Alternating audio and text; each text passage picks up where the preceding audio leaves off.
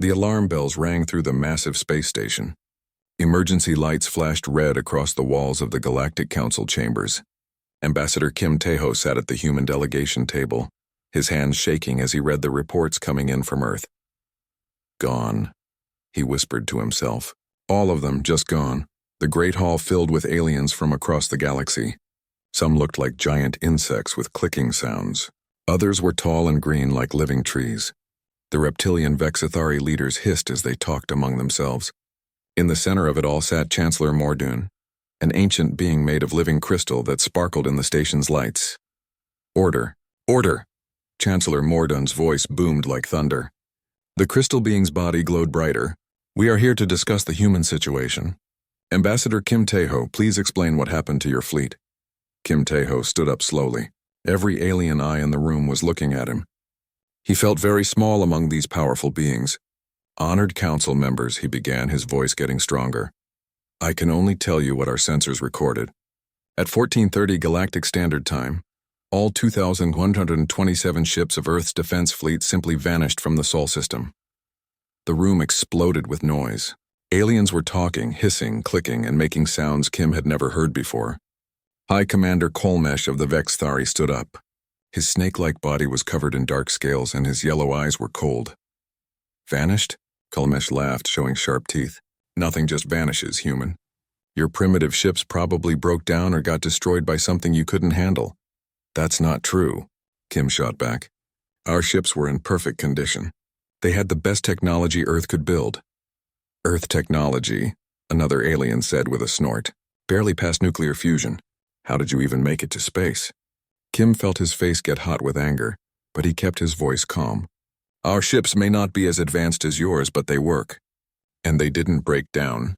One moment they were there protecting Earth. The next moment they were gone. No explosion, no debris, no hyperspace signatures, nothing. Chancellor Morden raised one crystal hand for silence. What about communication? Have you tried to contact your fleet? We've sent messages on every frequency we know, Kim replied. Radio quantum subspace, nothing comes back. It's like they never existed. Back on Earth, Admiral Lee So-min stood in the command center of Luna Base, Earth's main orbital defense station. Screens all around her showed empty space where the fleet should be. Her officers worked frantically at their stations, trying to find any sign of the missing ships. Admiral, called out Lieutenant Park from the sensor station, I'm picking up some strange readings from the outer system. Lee So-min walked over to look at his screen. What kind of readings? Energy signatures, but not like anything in our database. They're coming from near Pluto's orbit, but there's nothing there on visual. Could it be our fleet? She asked. I don't think so, ma'am.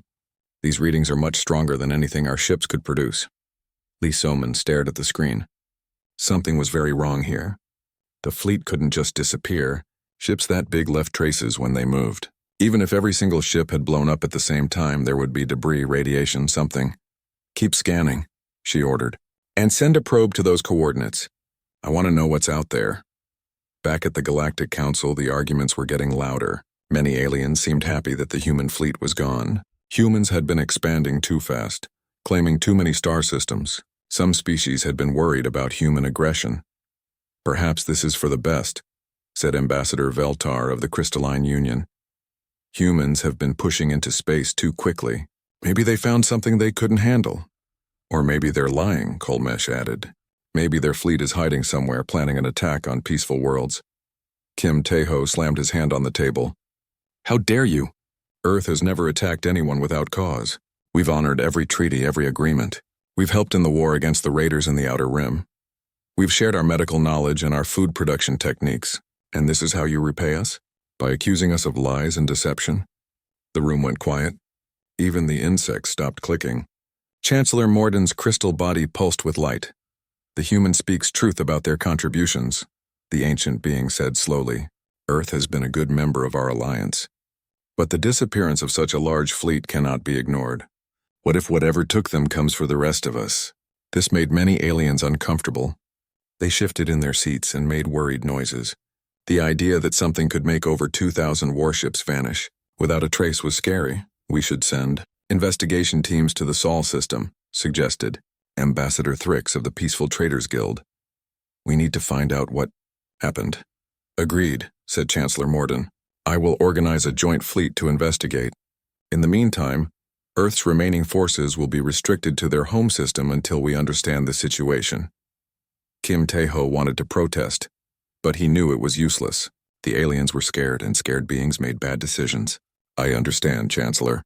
But I promise you, Earth had nothing to do with our fleet's disappearance. We want answers just as much as you do. As the council session ended, Kim received a private message on his communicator. It was from Admiral Lee So-min on Luna Base. The message was short but troubling. Strange energy readings detected at system edge. Probe sent to investigate. Something big happened here, Tae-ho. Something we don't understand. That night, as Kim sat alone in his quarters on the station, he looked out at the stars. Somewhere out there, 2,127 Earthships and their crews were missing. Were they dead, captured, or was something else going on? Deep in space, far from any inhabited world, automated monitoring stations detected brief flashes of energy. The readings were unlike anything in their databases. Whatever was out there was powerful, and it was moving. On the edge of known space, something watched and waited. Ancient sensors swept across the galaxy, measuring and recording. The test was about to begin, but first they needed to see if the younger races were worthy of survival.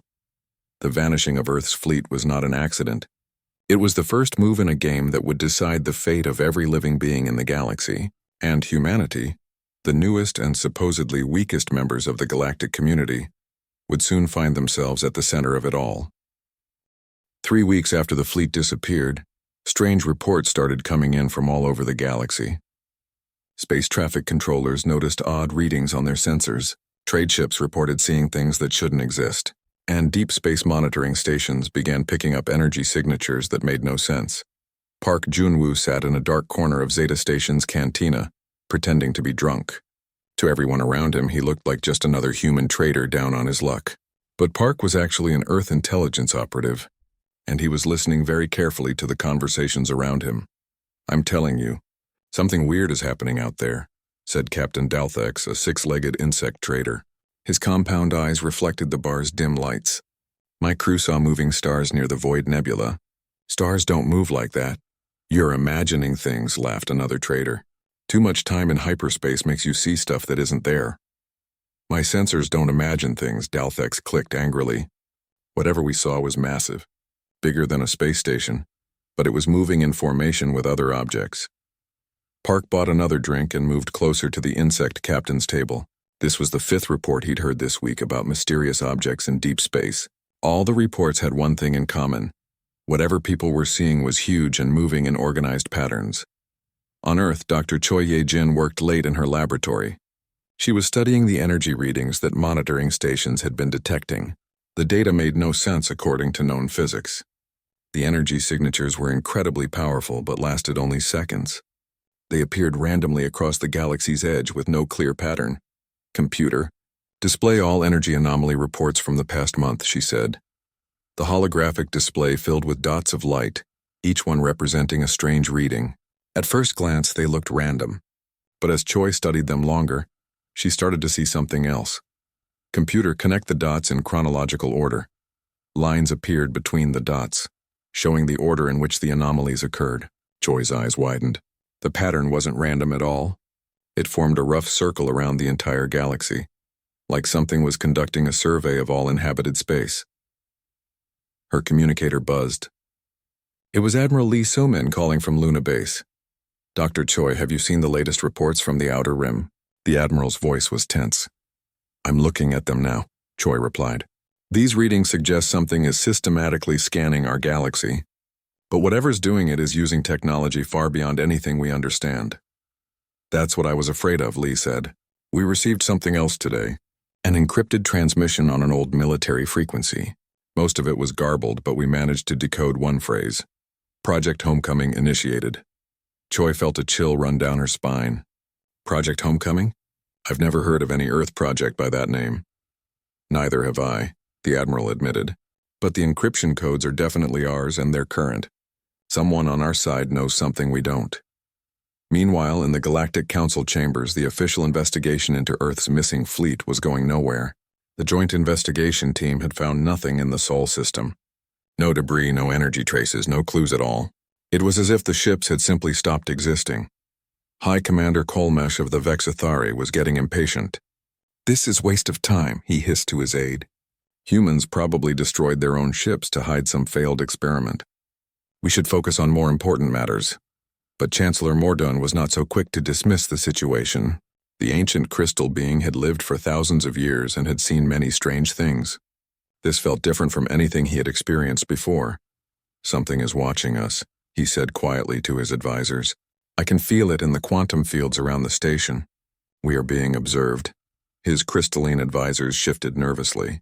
When the Chancellor spoke of feelings in the quantum fields, it was wise to listen. His kind had abilities that younger races couldn't understand. Back on Zeta Station, Park Junwoo was following Captain Dalthex to his ship. The insect trader had agreed to show him the sensor logs from his encounter with the moving stars.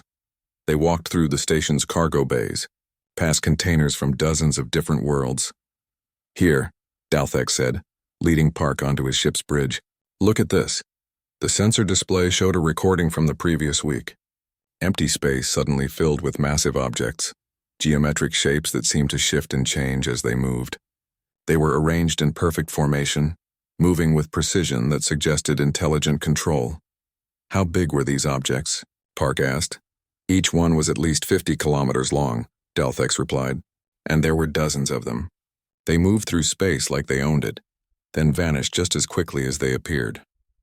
Park stared at the recording. Whatever these things were, they made Earth's largest battleships look like toys.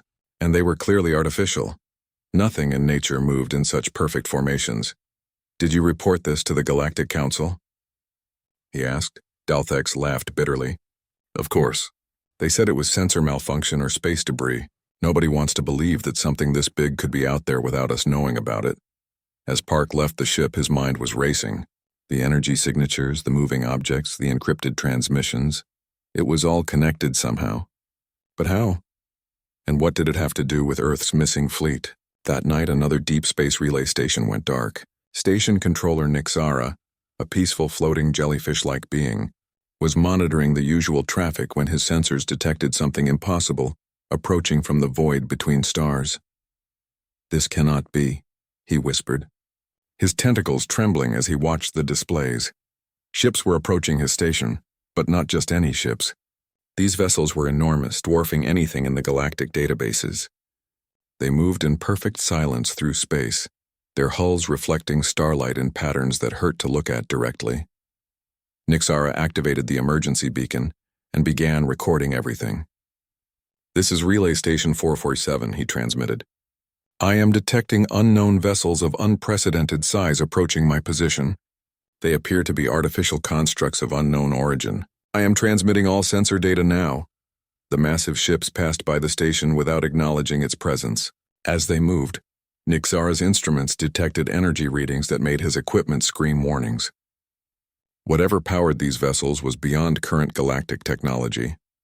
The last thing Station 447 transmitted was a single image. A fleet of impossible ships moving in formation, their hulls marked with symbols that no living being in the galaxy could read. Then the station's signal went dead, leaving only silence in the void. When the Galactic Council received Station 447's final transmission, the chamber fell completely silent. The image showed ships that were clearly artificial, clearly intelligent in design, and clearly more advanced than anything the galaxy's races could build. "Where did they go?" Ambassador Kim Tae-ho asked quietly. "Unknown," replied Chancellor Morden. "They simply vanished from all sensors after the station went dark." Just like our fleet, Kim realized. The crystal being's body pulsed with worried light. "Yes, just like your fleet." In the depths of space, ancient intelligences that had watched the galaxy for millions of years continued their patient work. The survey was nearly complete. Soon they would know if the current inhabitants of this galaxy were worthy of survival. The test was about to begin and everything would change. The attack on New Busan came without warning. Governor Han Bo-young was reviewing agricultural reports when the first explosions shook the colony's administrative building. Through her office window, she could see strange ships descending through the atmosphere like falling stars. "What's happening?" she shouted into her communicator. "Unknown vessels attacking the spaceport," came the panicked reply from her security chief. They're not responding to any communications. Han Bo-young ran to the emergency command center beneath the building. On the screens around her, she could see the attacking ships. They were unlike anything she had ever seen. Organic-looking vessels that seemed to pulse and shift as they moved. They were destroying defensive positions with weapons that created strange purple energy bursts. "Send the distress signal," she ordered. "Emergency frequency to the Galactic Council. Tell them New Busan is under attack by unknown forces." Young Yoon Dong-min was working in the colony's research station when the attack began. At 19, he was the youngest person on the scientific team, studying mineral deposits in the planet's northern mountains. When the first explosion echoed across the valley, he grabbed his emergency pack and ran outside. The sky was full of impossible ships. They moved like living things, bending and flowing through the air. As he watched, one of them fired at a nearby building. The energy beam didn't just destroy the structure, it seemed to dissolve it, leaving behind a crater that glowed with unnatural light. "We need to get to the emergency shelters," his supervisor called out. But Dong-min couldn't stop staring at the attackers. Something about their ships seemed familiar, but he couldn't figure out what. 3 days after the distress signal went out, the Galactic Council's rescue fleet arrived in the New Busan system. Fleet Admiral Zethkar of the warrior clans commanded the response force from his flagship, a massive battlecruiser armed with the latest galactic technology. "Report," he barked as his ship dropped out of hyperspace. "Sir, we're detecting debris in orbit around the planet," his sensor officer replied. "Unknown ship designs, but the attack appears to be over. The enemy vessels are retreating toward the outer system." Pursuing unknown vessels, Zethkar decided. "All ships follow my lead. Let's see what these raiders are made of." The rescue fleet chased the retreating attackers through the system's asteroid belt. But as they pursued, Zethkar realized something was wrong. These weren't the disorganized pirates or raiders they usually dealt with. The enemy ships moved in perfect formation, their retreat carefully planned. "Admiral," his tactical officer called out nervously, "the enemy vessels are slowing down. It's like they want us to catch up." "Impossible," Zethkar growled. "No raider would turn and fight a Galactic Council fleet." But as they rounded a large asteroid, Zethkar saw something that made his blood run cold. The retreating ships had stopped, and they were not alone. A massive fleet waited in the asteroid field's shadow. Ships that were clearly artificial but unlike anything in the galactic databases. "My ancestors," he whispered. "How many are there?" "At least 200 vessels, sir," came the shaky reply. "And they're all larger than our biggest ships." The lead enemy vessel sent a communication signal. When it appeared on Zethkar's screen, he saw something that should have been impossible. A human face looked back at him, but this human was wearing a uniform and insignia that no galactic database contained. "Galactic Council Fleet," the human said calmly. "You are ordered to withdraw immediately. You are interfering with authorized operations." "Who are you?" Zethkar demanded. "What authority do you claim here?" "I am Admiral Kim Hyun-soo of the Earth Defense Force," the human replied. "And my authority comes from powers you cannot comprehend." Zethkar's mind reeled. The Earth Defense Force was the human fleet that had vanished weeks ago. But these ships were impossible, far more advanced than anything Earth had ever built. "Your fleet disappeared from the Sol system," he said. "The Galactic Council has been searching for you." Admiral Kim smiled coldly. "We have not disappeared. We have evolved." Back on New Busan, Yoon Dong-min was exploring the wreckage left by the attackers. The colony's scientists were baffled by the debris. The materials and energy signatures were unlike anything they had seen before. But Dong-min noticed something others had missed. He found a piece of hull plating that had been blasted off one of the attacking ships. The metal was definitely alien, but when he ran it through his portable analyzer, something strange appeared in the results. Mixed in with the unknown materials were traces of elements that could only come from Earth. "That's impossible," he muttered to himself. He ran the test again, then a third time. The results were always the same. Somehow this alien attack ship contained materials from Earth. But how? Earth's technology was nowhere near advanced enough to build vessels like the ones that had attacked the colony. Dong-min sent his findings to Governor Han Bo-young, who immediately forwarded them to the Galactic Council. Within hours, the report reached Ambassador Kim Tae-ho, who read it with growing confusion and worry. Meanwhile, in the asteroid field, the standoff between Admiral Kim Hyun-soo's mysterious fleet And the Galactic Council Rescue Force continued. Zethkar had called for reinforcements, but he knew they wouldn't arrive for hours. "Admiral Kim," he said carefully, "the Galactic Council needs to understand what has happened to your fleet. Where have you been? Who modified your ships?" "That information is classified," Kim replied. "What you need to understand is that the galaxy faces a threat far greater than anything you can imagine. We are preparing for that threat." "What threat?" Zethkar asked. Before Kim could answer, every sensor on both fleets screamed warnings. Something massive was approaching from deep space, energy signatures that dwarfed even the mysterious human vessels. "Contact!" Zethkar's sensor officer shouted. "Unknown vessels approaching from galactic north. Size, impossible. They're larger than space stations." Through the darkness between stars, ships that belonged to nightmares emerged into normal space. They were vast beyond comprehension, their hulls seeming to bend light around them. As they approached, both the human and galactic fleets detected energy readings that threatened to overload their instruments. Admiral Kim's expression turned grim. "Fleet Admiral Zethkar, I suggest you withdraw your forces immediately. You are about to witness something your people are not ready to understand." "What are those things?" Zethkar demanded. "The reason we disappeared," Kim replied. "The reason everything is about to change." The massive alien vessels moved past both fleets without acknowledging their presence, heading directly toward the galactic core. As they passed, both human and galactic ships detected technology signatures that were millions of years more advanced than anything they possessed. "This is why we needed to evolve," Admiral Kim said quietly. "This is why we had to become something more than we were." Zethkar stared at the readings from his sensors. Whatever those massive ships were, they possessed the power to destroy entire star systems. And somehow the humans had known they were coming. "Who told you about them?" he asked. Admiral Kim's image smiled sadly. "The same beings who are testing all of us right now. The question isn't whether we can fight them, it's whether we deserve to survive what's coming next." As the massive alien vessels disappeared into hyperspace, both fleets were left alone in the asteroid field. But everything had changed. The galaxy was no longer safe, and humanity was no longer the primitive species everyone thought they were.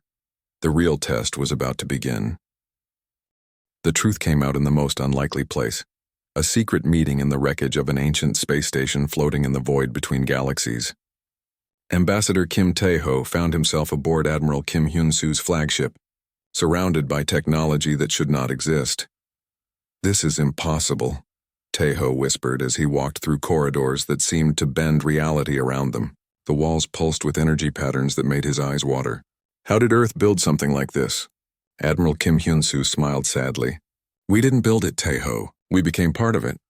They entered a massive chamber where humans and aliens worked together at control stations that floated in midair. But these weren't any aliens from the Galactic Council. These beings were ancient, their forms shifting between solid matter and pure energy. "Meet the architects," Admiral Kim said, "the original inhabitants of this galaxy."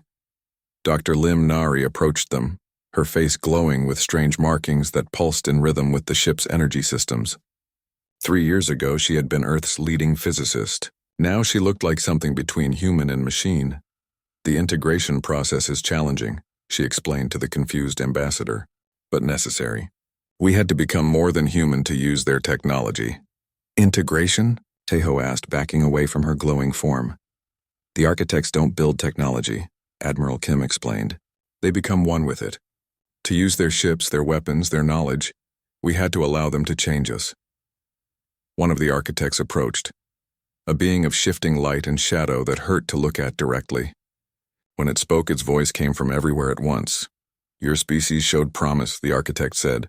"Alone among the younger races, humans were willing to sacrifice individual identity for collective survival." Tae-ho's mind struggled to understand. "You've been watching us?" "For millions of years," the architect replied. "We have seen civilizations rise and fall.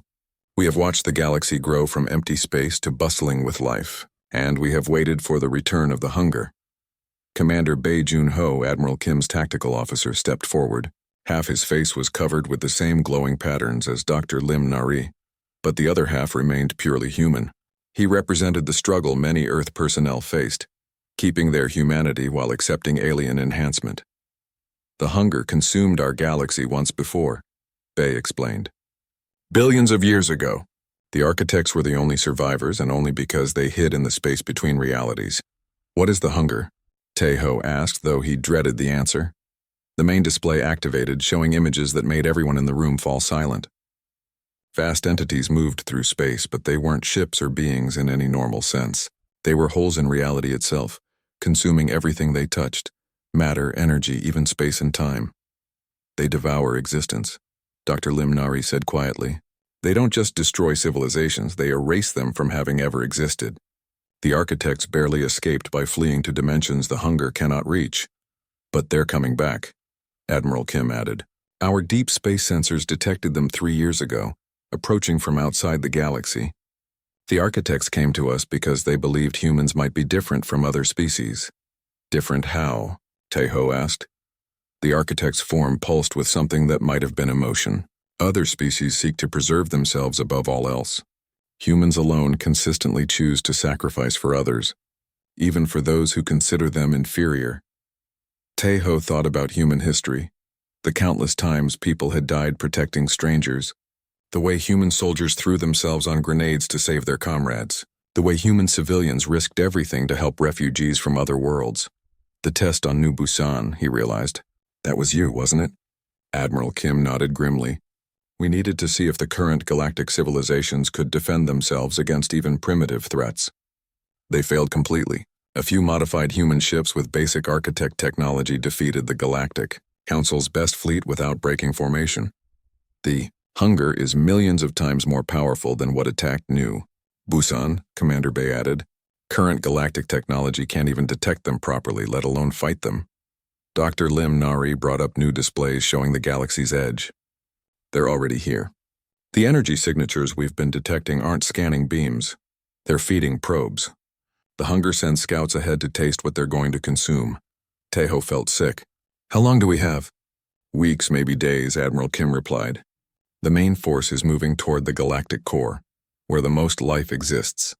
They always start at the center and work outward. What can we do? Taeho asked desperately. The architect moved closer, its form becoming more solid. There is one possibility. The architects developed a weapon during their final war with the hunger, a reality anchor that makes space itself poisonous to them.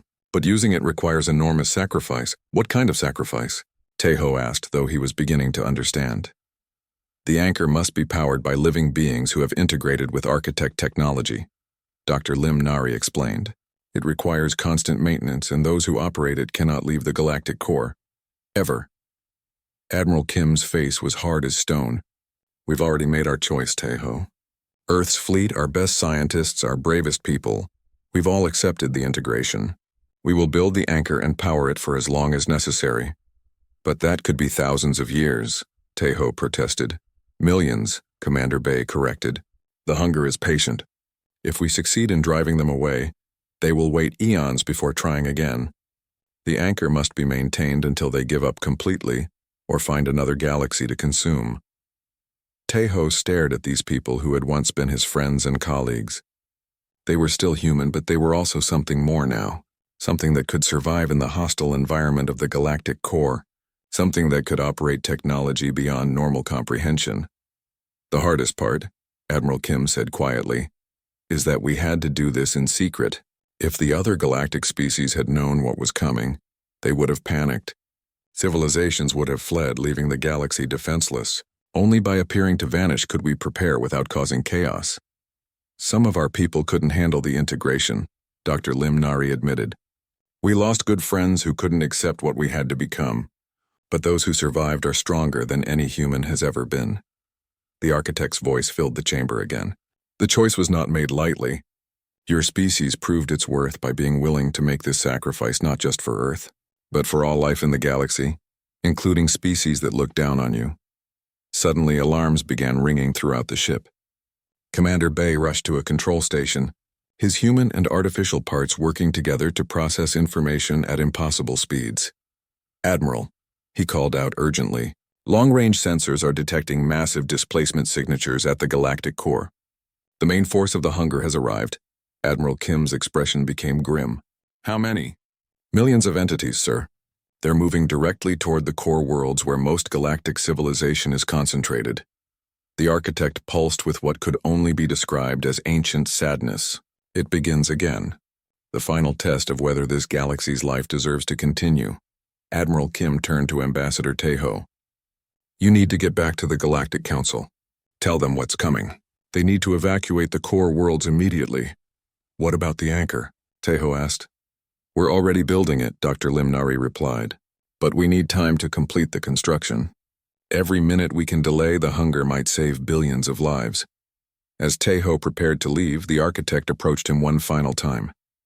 Your species has chosen to become the galaxy's guardians. Remember this when others question human worthiness. No other race was willing to pay this price.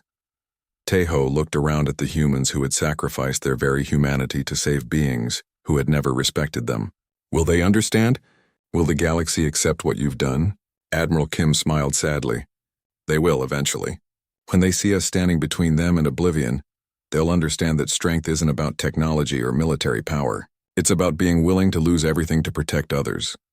The ship's displays suddenly showed the galaxy's core, where impossible entities were beginning to consume entire star systems. The hunger had arrived, and the real battle for survival was about to begin. The hunger revealed itself in all its terrible glory as it reached the galaxy's most populated systems. General Oh Sung-ho watched from the bridge of the modified Earth cruiser Defender as entire planets simply ceased to exist. Not destroyed, erased as if they had never been.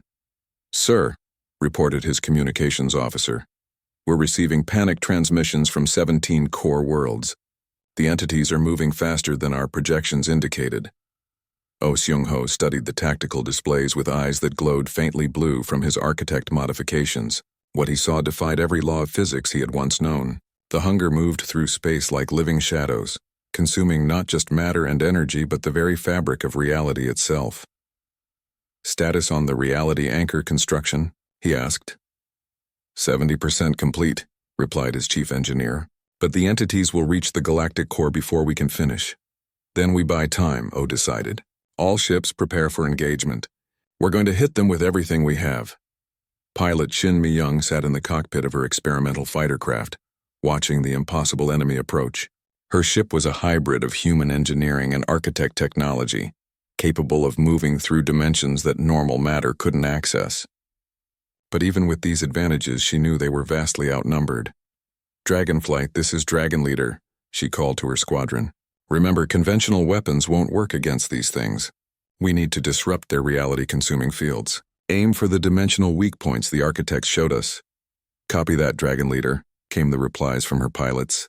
Like her, they had all undergone partial integration with architect technology.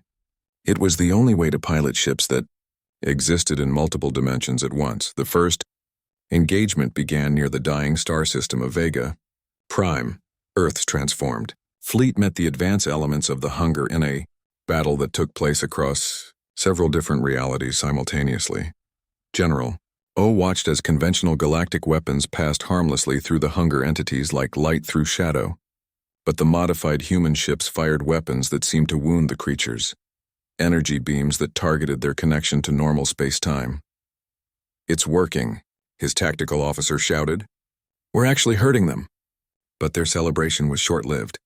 For every hunger entity they managed to damage, 10 more appeared from the void between galaxies, and the creatures were learning, adapting their defenses against the human weapons. Back on Earth, President Kang Soo-jin faced the hardest decision of her life.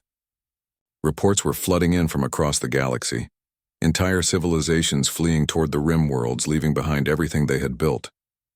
The Galactic Council was in complete chaos. Madam President, her aide reported, we're receiving requests for refugee assistance from over 40 different species. They want to evacuate to Earth-controlled space. Kang stared at the massive holographic display showing the galaxy-wide evacuation. Billions of beings were fleeing their homes and many were looking to humanity, the species they had once considered primitive, for protection. Grant all refugee requests, she decided. Open every human world to evacuees. If we're going to be the galaxy's guardians, we start now.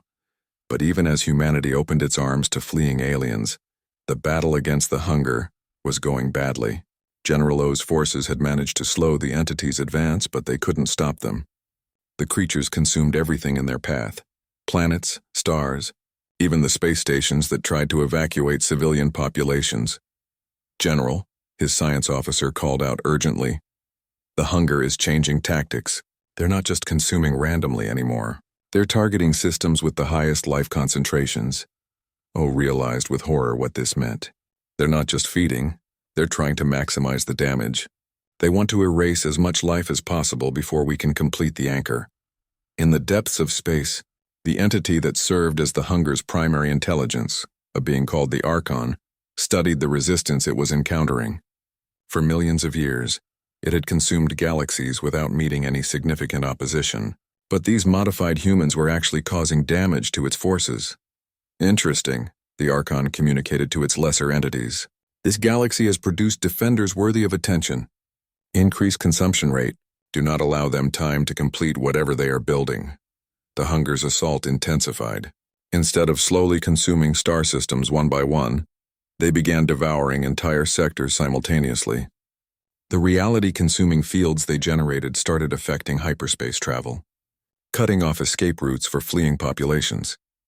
Pilot Shin Mi-young found herself in the fight of her life as hunger entities surrounded her squadron near the Rigel system. Her fighter's dimensional drives allowed her to phase in and out of normal space, making her difficult to target, but the creatures were learning to predict her movements. Dragon Leader. "This is Dragon 7, came a panicked voice over the comm. "They're adapting to our phase patterns. I can't shake them." Mi-young watched in horror as Dragon 7's fighter was caught between dimensions by a hunger entity. The ship and pilot simply ceased to exist, erased from reality so completely that she couldn't even remember the pilot's name. "All units, fall back to Rally Point Alpha," she ordered. "We can't fight them in open space. We need the support of the capital ships." But even the modified Earth capital ships were struggling. The hunger entities had learned to focus their reality-consuming fields, creating weapons that could damage ships built with architect technology. "Sir," O's communications officer reported, "we're losing ships faster than we can replace them. The Hokkaido, the New Seoul, and the Busan have all been erased from existence." General O made the hardest decision of his military career. "All ships begin falling back toward the galactic core.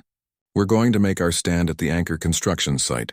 "Sir," his tactical officer protested, "that will leave the outer systems defenseless." "The outer systems are already lost," O replied grimly. "Our only chance is to complete the anchor before the hunger reaches it." As the human fleet retreated, something unexpected happened. Ships from other galactic species began joining them. Admiral Zethkar of the warrior clans brought his remaining forces, along with vessels from the Peaceful Traders Guild, the Crystalline Union, and even the Vexithari. "General O!" Zethkar's voice came over the communication channels, requesting permission to join your defensive formation. "Granted," O replied, surprised. "But you should know, your weapons won't be effective against the hunger." "We know," Zethkar said simply, "but we can draw their fire while your ships do the real fighting. It's the least we can do after dismissing your people for so long." For the first time since the battle began, O felt something like hope. The galaxy's species were finally working together, united by the threat that humanity had been preparing to face alone. But the hunger was relentless. As the combined fleet fell back toward the galactic core, more and more systems fell to the reality-consuming entities. Entire civilizations that had existed for millions of years were erased as if they had never been. "General," his science officer reported, "the anchor construction is at 95%, but the hunger will reach the core in less than 6 hours." O studied the tactical display. The hunger had consumed nearly a quarter of the galaxy's inhabited systems. If the anchor wasn't completed soon, there wouldn't be a galaxy left to save. "All ships," he announced over the fleet communications, "we're going to make our final stand at the galactic core. Everything we've done, everything we've sacrificed, comes down to the next few hours." President Kang Soo-jin's voice came over the comm from Earth. "General, you have authorization for any measures necessary to complete the anchor, whatever it takes." O understood what she meant. If necessary, they would use the human fleet itself as fuel for the reality anchor. It was exactly the kind of sacrifice the architects had said would be required. "Copy that, Madam President," he replied. "For humanity, for the galaxy." As the combined fleet prepared for the final battle, The hunger's main force appeared at the edge of the galactic core. Millions of reality-consuming entities filled space like a plague of living darkness, advancing toward the construction site where humanity's greatest achievement was nearly complete. The test of worthiness was about to reach its climax, and everything hung in the balance.